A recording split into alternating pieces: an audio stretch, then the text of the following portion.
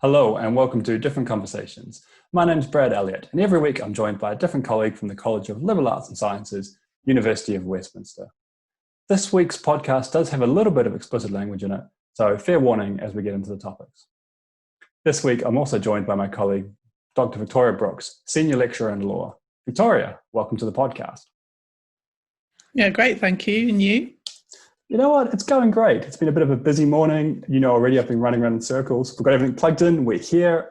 Time to talk to you, and I'm happy about that. Great. I know. Tell me about it. So you are a senior lecturer in law in the Westminster Law School. And when people think of law in academia, they probably think of dusty grey wigs, boring old men perhaps, very kind of stereotypical pictures. That's not exactly your research area, is it? No, it definitely isn't. And I completely agree. It's a bit of a shock to find myself, and I'm sure for anybody to find me in a law school. But yes, so I work with sexuality and ethics and law in a kind of bigger sense, in the sense that I look at laws that deal with and regulate sexuality, but also how sexuality pushes against those laws and how law creates our sexual identities as well. And that also feeds into another aspect of my research, which looks at consent, but also looks at ethics. So I'm looking at sexual ethics, so how our everyday interactions are influenced by the law, and also how our everyday interactions challenge the law as well. Okay, so that's like, as a life scientist, incredibly far out of my area of expertise. So, for example, everyday interactions are affected by the law. What do you mean by that? What's examples of that? So, for instance, how our sexual behaviour unfolds. So, if we take the example of consent, for instance, that's usually one that's quite easy to connect to. So, consent talks about how someone can only consent if they are free to consent, and that they have the capacity to consent. So that idea feeds its way into the way that we have sex with people and our experience of sexuality. So one idea about this is that it's a very vague conception of freedom. So what means that we feel free in a situation such that we can give consent? And also there's an idea that consent sets quite a low bar for sexual interaction, because you're looking at agreement and it ought to be perhaps something more than that. So that's one way in which law, so a set of rules that's really kind of, that we understand to be what we should be doing, feeds into the way that we interact with one another.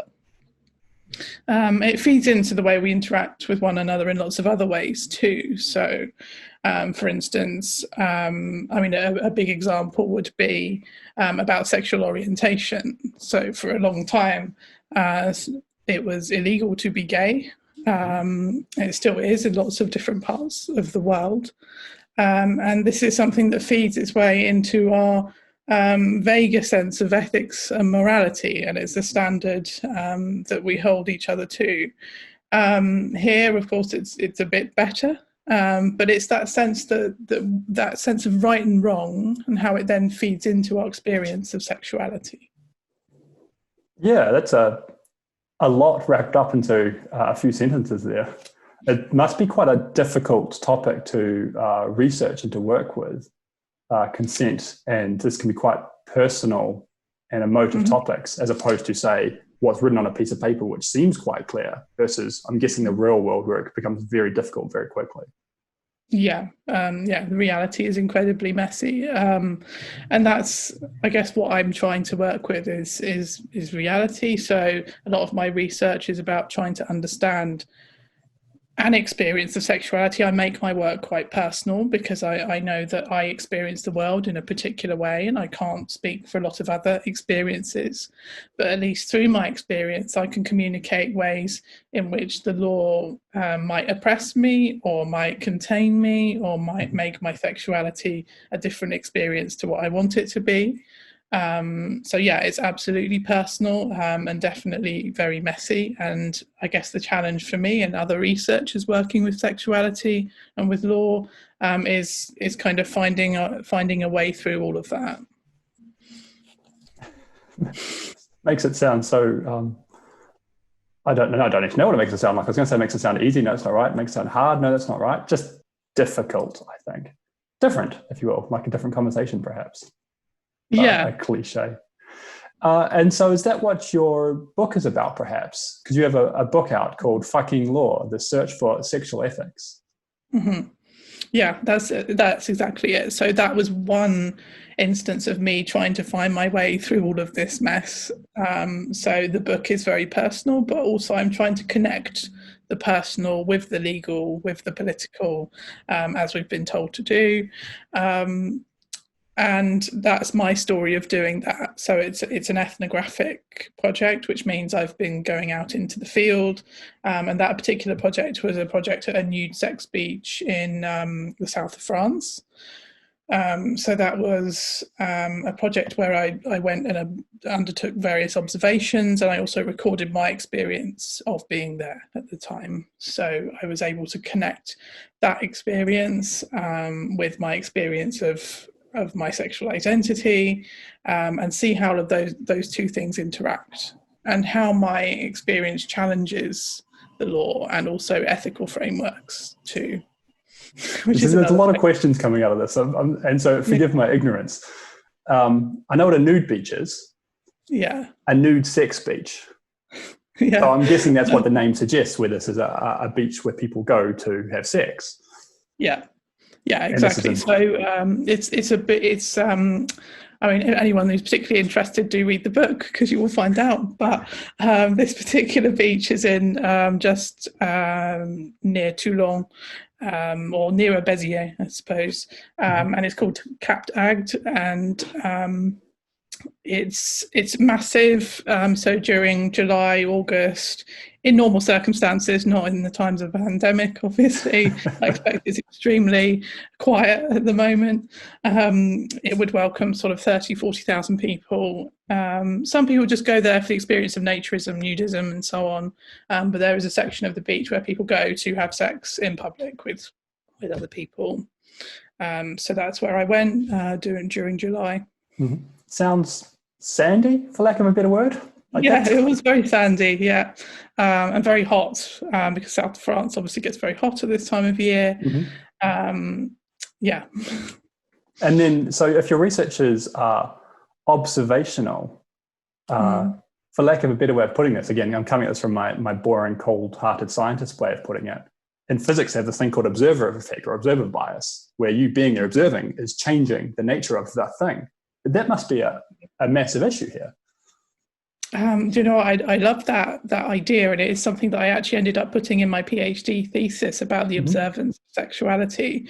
But I was covert observing, so I was but one person on that beach with my notebook. It would have been very difficult to have known that I was a researcher. And obviously, that being said, me being there would have affected what's going on, and what's going on would affect me. And that was a big part of what I was doing, and a big part of what's in the book is about this idea in research that you are meant to be, and also in law, that you are meant to be objective and distanced from your area of study. And in sexuality work, my argument is that that's just not possible. It is pointless to pretend that you are going to be removed from this subject matter, and that this subject matter is going to be removed from you. And a root of a lot of the, I guess, oppression and control of people to a negative effect is due to that pretense about objectivity. So yeah, you're absolutely right. There's that idea that you can't be present within a situation without affecting it. And then I don't want to bore the world with intricacies of our life and dealing with ethics committees, but I've had my fair share of conversations with them, and I've sat on the other side of a committee as well, and grilled researchers coming in. So you went to see an ethics committee and said, I'm going to go to a beach in the south of France where people have sex, and it is or isn't against the law in France. I'm not sure. We'll come back to that perhaps. It isn't. It isn't. So it's it's an illegal place. Or it's a questionable thing. It's complicated because I guess it is against the law to be technically naked and having sex in public. But it's one of these things that ethically or tacitly it's allowed to happen. Mm-hmm. So there's security there and so on. Obviously, everyone knows it's happening. It's an important part of the French economy, and tourism and so on. So it's in that funny grey area where, yes, illegal, but obviously it's allowed to happen. Because, like you say, it's not a small thing. You mentioned tens of thousands of people at the peak of summer. So this is a major tourist destination. Yeah. Okay, so there's this major tourist destination in the south of France that's in a grey area of the law, and I'm going to go there and I'm going to secretly watch people having sex in public. Now, the ethics committee must have loved this. Yeah, they did. I obviously loved my exchanges with them. In seriousness, no, that it was an extremely productive exchange. Mm-hmm.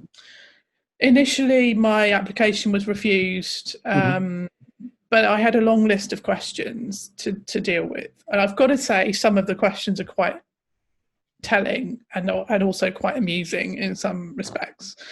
I think there was a lot of concern about me as a woman going there. Concerns that might not necessarily have been raised had I been a man. I was going to ask, do you think that'd be different if I had gone and done it? I think there would have been still concern. I think they would have been articulated differently. So there's a worry about my personal safety, my physical safety going there as a woman, where people would actively be searching for sexual encounter. There was a concern about me being able to obviously deal with that. And then there was also a concern about privacy. So there was, so they asked me if I was going to follow people into caves, was their specific comment, which was an interesting one. Are there caves? No. Okay, just checking in, because I'm so far out of my league here. There's a beach, there might be caves, there might be a cliff. People might like privacy in their public affairs. I don't know. Yeah. Sorry, carry on. I mean that's all totally fine, and if people want to be private, then obviously they would go and do what they want to do. And I've got no interest in following somebody who doesn't want to be observed. So I'm just going to sit there and just do my thing. Obviously, if I'm in danger, I'm going to be getting myself out of danger. That's how it works. So it was an interesting exchange. Eventually, I did get approval because I dealt with all the queries. And it was okay, and I'm really grateful for that. I think there's something interesting going on, though, in relation to sexuality work and ethics committees. I'm not the only one who's gone through a bit of an ethical storm with a committee. And it's not just sexuality work; it could be anything to do with that might provoke some kind of reaction. Like recently, I'm doing a new project on sex clubs, on queer sex clubs, and I had quite an interesting interaction with the ethics committee again. But there's also stories from other people doing work on, I don't know, in relation to drugs or refugees, discourse on race and politics, and all of these areas that are really extremely urgent to research, but also are quite controversial as concern to the institution, are areas that provoke a really intense ethical response, which is because sex does provoke responses, doesn't it? Yeah. We've intermingled ethics and moral responses here, but I mean, without being pedantic, they're not quite the same thing. But it does provoke a massive response from committees, doesn't it? And you've experienced this in the past, then, by the sound of it. Yeah, it does. And I think that there's also this idea that ethics committees are somehow, because obviously as a life scientist, you'll know that ethical frameworks have their origin in the sciences, and you're then trying to apply this framework to humanities and to work like sexuality work. And there's a bit of a problem because they don't really connect, and there's assumptions that are made that don't fit.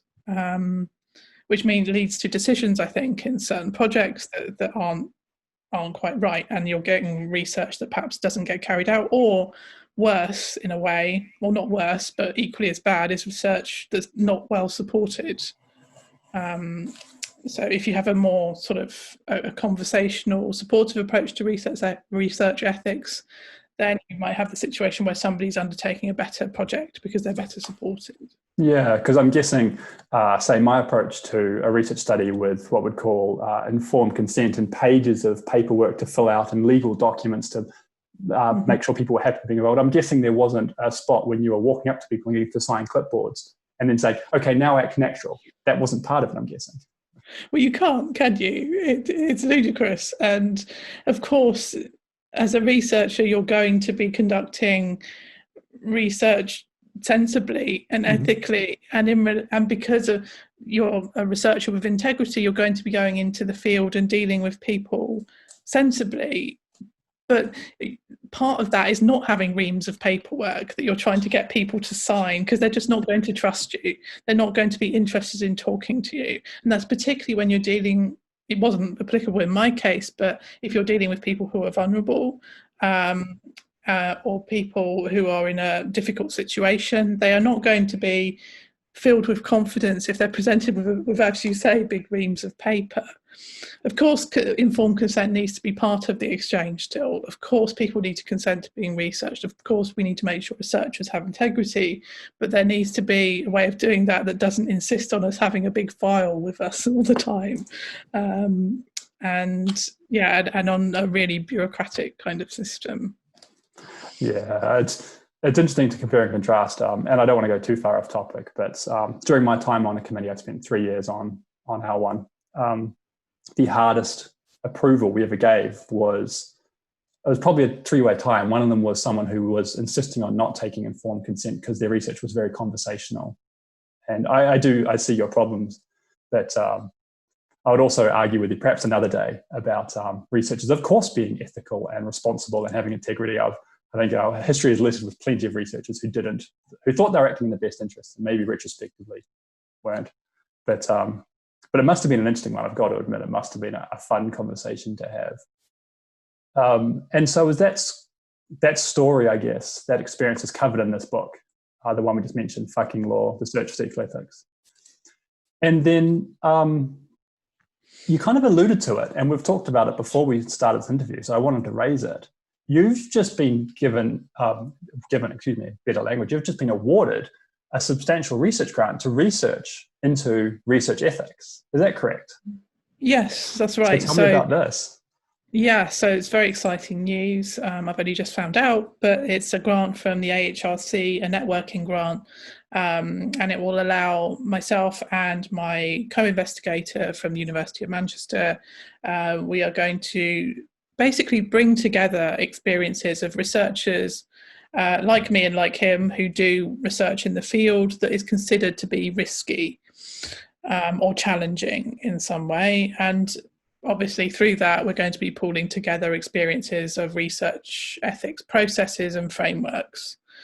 And the aim of this is really to just understand what some of the problems are that are frequently encountered and how ethics frameworks might be rethought, and how processes might be rethought in order to facilitate better, more supportive processes for researchers, but also better outcomes in terms of research and how it benefits communities. So it's basically laying the groundwork for that. And it's a conversation really that hasn't been had before. Not in that way, kind of pulling together with disciplines from across the humanities. So yeah, I'm really, really excited about it, and excited about what we will find. Yeah. So that sounds really interesting. And I guess, so you're linking back to that point we made earlier about research ethics being rooted in the life sciences, and in for people who are unaware of the reams of paperwork I do have filed away in locked cabinets with double secured doors and all sorts of, I think it's 25 years storage of paperwork now for some of my studies we're up to. So it's something I've never come across before, but I think it makes sense, this idea that maybe what works for one field, mine for example, might not work for yours or for others. But it's interesting to come at it from the idea that this is preventing research happening. It's preventing progress forward, if you will. It's interesting. Yeah, and this is the idea I'm coming from. Really, is that there is this worry that it's preventing research, and we've got to remember that experiences are going to be so different across the board in terms of researchers, because researchers are very different as people, and their challenges are going to be very different. But particularly looking at junior researchers, their challenges are going to be much more, because they're going to be much more reliant on their networks. I was lucky to have very strong networks throughout Westminster. I've been really well supported. But what if I hadn't been, or I'd been in an environment where I hadn't been supported? Then my research might not have gone ahead. So yeah, it's looking at trying to ensure that research does go ahead, but also that it goes ahead ethically, but ethically in the sense of supportively, and ethically in the true sense, rather than what I would call the moral sense of, this idea that comes down from the sky. But it's more about how the research that comes out that benefits everybody, and that ensures everybody is supported. Yeah, coming into this podcast, I have to admit my research and my plan for today was to talk about your work in ethics and consent and your writings. But this is interesting. There are people that perhaps haven't dealt with an academic world before and are coming to this from outside of university environments. Ethics committees are a type of God to us in the work they do, aren't they? And that we write an ethics application and we write exactly what we're going to do. We may not go outside that boundary, and their word is the word of law to us, that what they say we can and can't do. So it's very interesting, this idea that I think is very interesting to me anyway, perhaps maybe because it's a major part of my life, about how ethics committees work. And unashamedly, that was why I joined one. I wanted to be on board it to understand it better. Yeah. That's really interesting. And so when's this research kicking off? In some post-COVID world, perhaps? Yeah, that's a good question. I'm not sure yet. I expect it won't be until the new year, but that's to be decided. Because the research involves, of course, because it's a network, it involves a lot of contact. It means that we want people to be together and discussing ideas. It's supposed to be a really collaborative project because we want to understand more about people's experiences.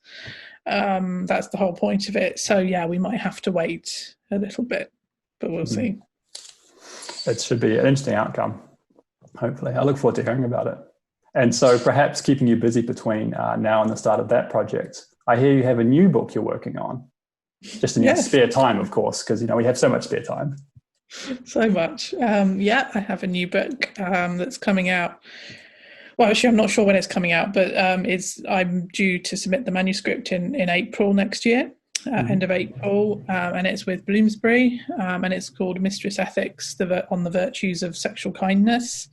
So it's building on my previous book and some newer research that's looking particularly at the role and the ethics of the mistress. And because she's such an enigmatic figure, somebody who can be radically demonized, but at the same time someone who's really enticing and exciting, but also somebody who goes through a lot of hardship and difficulty, and somebody who's in direct confrontation with some of the systems, the major systems that underpin our whole relationship and sexuality hierarchy, and monogamy and so on. So I'm really interested in her story, and this is what this book is about. It's about trying to understand her and her position and what we can learn about human sexuality from her. So will this be similarly observational in that you'll be seeking out and finding mistresses and talking to them, people who are in affairs perhaps, or what is the approach here? I'd very much like to do that, and perhaps I would in the future, but this one is more of I guess what you would call a philosophical study of the mistress, although I want it to be really accessible. It's very much going to be marketed to a broader audience rather than a strictly academic audience, as I really want lots of people to think about these things and lots of people to read this work. it is going to draw on some personal experiences. It's going to draw on examples of mistresses from literature, from popular culture, historical examples. I don't want to give too much away, but yeah, all kinds of different mistresses, and people who have been mistresses at different points in their lives. Yeah, so it's really a start of a project as well, this book. And do you think you'll be tying it? Sorry, do you think you'll be tying it into your academic life as well? You talk about this is very public facing. Would there be research in parallel, you think? Yeah, I expect so. I mean, it's still drawing on academic work, it's drawing on theory and so on, but I'm trying to package it in an accessible way and hopefully an enjoyable way that someone might enjoy reading, because often I guess a criticism of academic work is that it might not be particularly pleasant to read. I want to try and make that not true of this book. You've clearly read some of my papers, obviously. But can be dry at times. My own, which yeah, it's very true that sometimes in academia we do that, don't we? We write academically, and then some academics write public, and that's fantastic. You're an example of that. But I really like the idea, and something I strive to do, of crossing them back and forth, which is something I don't think any of us do enough of.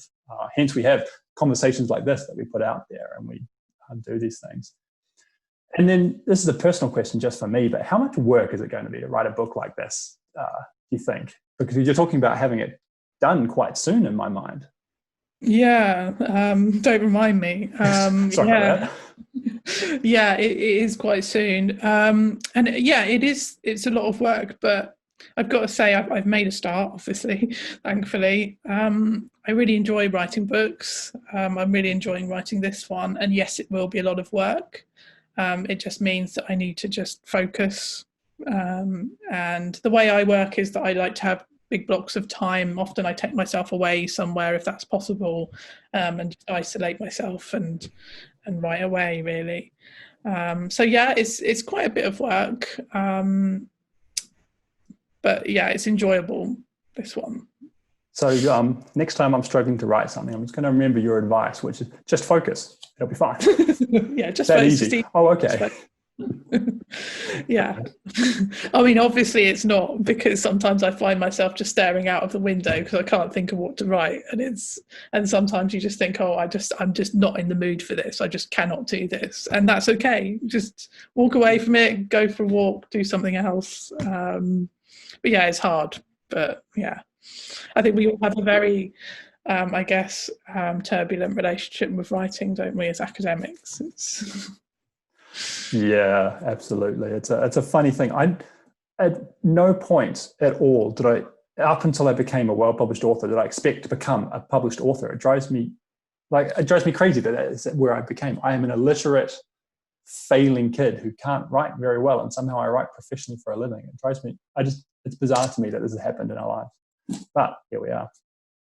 And yeah, we're doing okay at it. I like to remind ourselves every now and then. Yes, I think that's important. Yeah. We're very good at imposter syndrome in our field, which is a topic for another day, perhaps. But it's good to remind ourselves we are succeeding. That's a big topic, yeah. And getting rewarded as well with research grants. Congratulations again. Thank you. So I did want to ask you, speaking of your writings, some shorter form pieces you've written. You wrote a piece for The Conversation recently. Isolation could improve how we think about and navigate sex and relationships. A lot of what I've kind of read in the public media so far during this lockdown, the only big news story to have at the moment, isn't it? There's COVID-19 and lockdown. But a lot of what I've read about it in newspapers and such has been talking about how negative an influence lockdown can be on couples and on relationships and strain and stress. And you've come at this from quite a positive angle, haven't you? So tell us a bit perhaps about this article and what your kind of central theme was here.